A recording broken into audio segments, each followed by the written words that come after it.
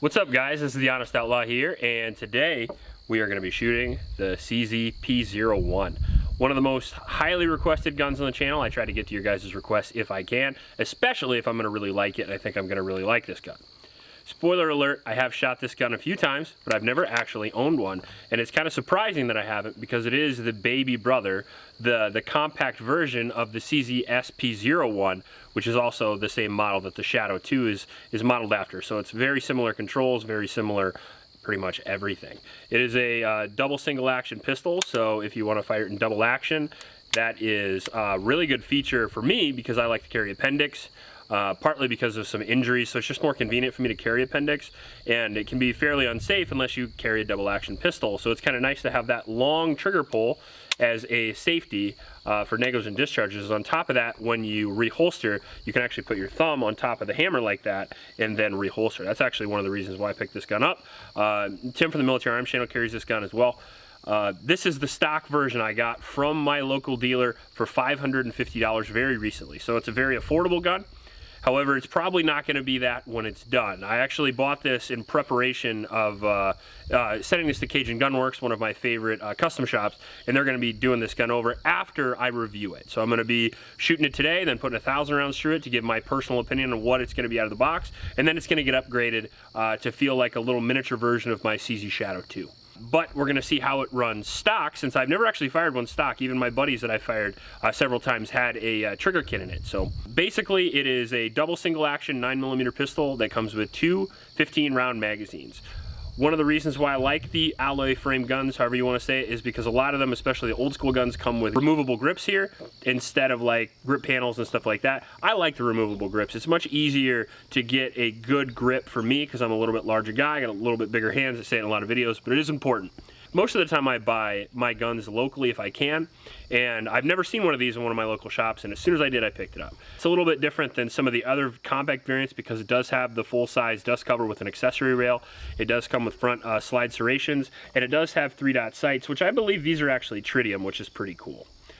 Standard CZ75 hammer with the decocker, which is very nice. So you can run one into the chamber, hit the decocker, and it's going to be at half cock there, which makes it safe for hammer drop issues, and also makes it safe for carry Appendix style, because again, you can just put your thumb behind that, so if anything catches the trigger, it cannot go rearward if you are pressing down on the hammer. So avoid a lot of those issues you see on the internet. Don't be one of those guys.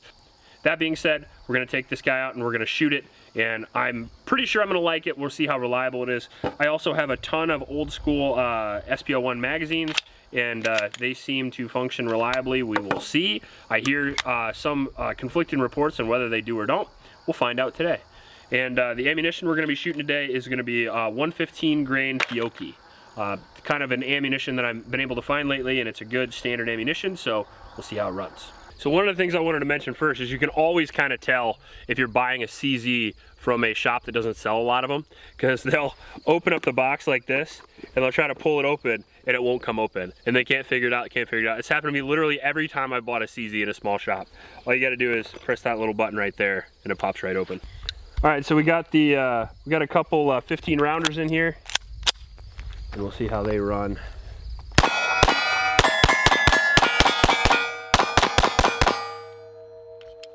So far so good.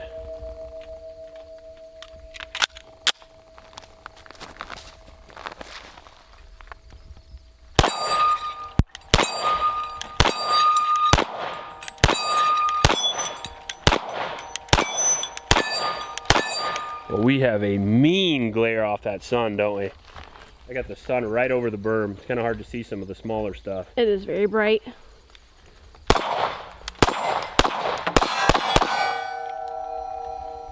Well, it looks like the bigger SP01 mags run just fine.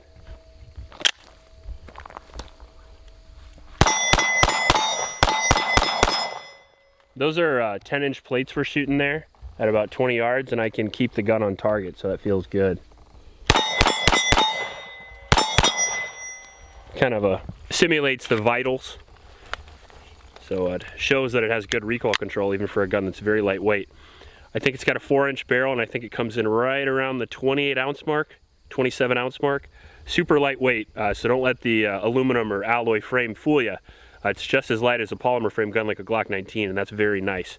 And in my personal opinion, a lot of people don't like the double action trigger. It's not that hard to master a double action trigger.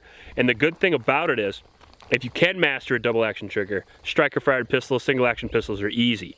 The real nice part about it, especially in today's economy where ammunition is really hard to find, and when you do find it, it's very expensive, a double action trigger can help you dry fire practice. So if you run your Glock a lot, and if you don't buy one of those fancy Glock store triggers or something like that, you'll find out that every time you pull the trigger, you have to cycle the slide to re-engage the striker and then pull the trigger again if you're dry firing. A double action pistol, you don't have to do that. I can just stare at the wall in a safe spot with no ammunition and stare at like a light switch or something, and over just focus on that trigger pull.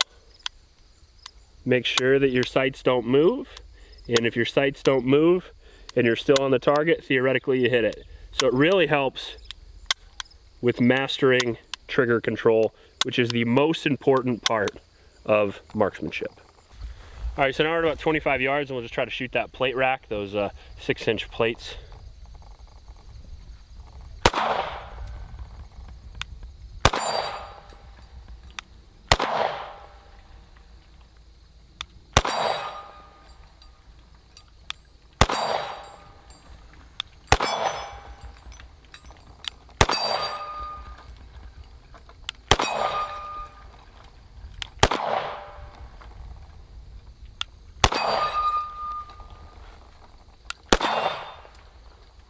Oh, that little 4-inch swinger plate's so hard to hit from here.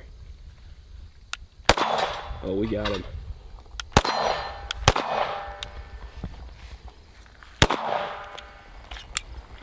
Yeah, so the stock trigger on a P01 it's pretty good still, but it has a little bit more reset than I'm used to because I'm so used to the CZ Custom or Cajun Gunworks short reset triggers.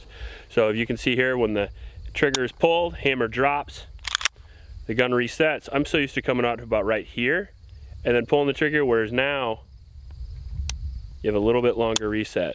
Kind of similar to a stock Glock or something like that.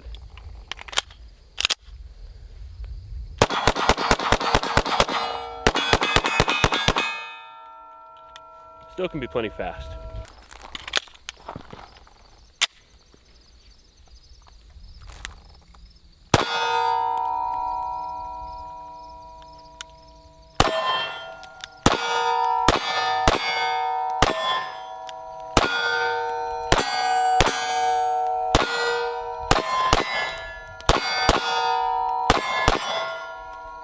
I gotta say, you could have done a lot worse than that. Well, yeah, I agree, honestly. That was a lot better than I thought you were gonna do for the first time on a double single. I have to say I'm not very well versed in it, but... Yeah, you did really well though. You're a good teacher. Well, it does feel a little snappy, but I did enjoy shooting it. Yeah, they are a little bit snappier than especially the P07, it feels like, but still really good. And these guns can be upgraded to have extremely good trigger, so I think when we get it back someday, you'll like it a lot more. Perhaps.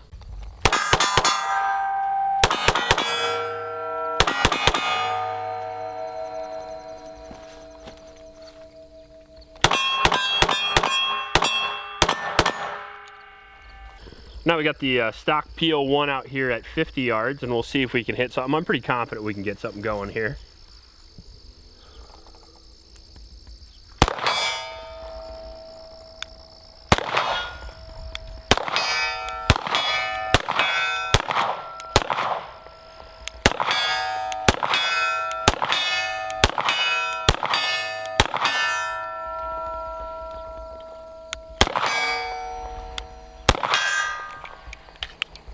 Chip shots, huh? We'll go back a little further. Okay. Where's that plane? We had a pretty low chance of hitting the plane, but I still want to... Well, I fucking don't know. Oh, fair enough. All right, so...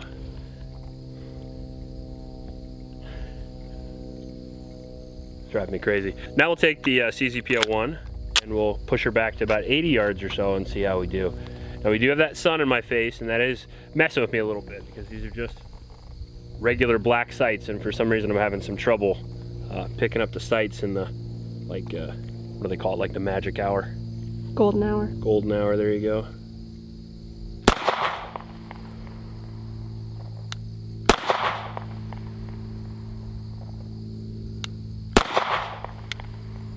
I can't even tell where we're going. There we are.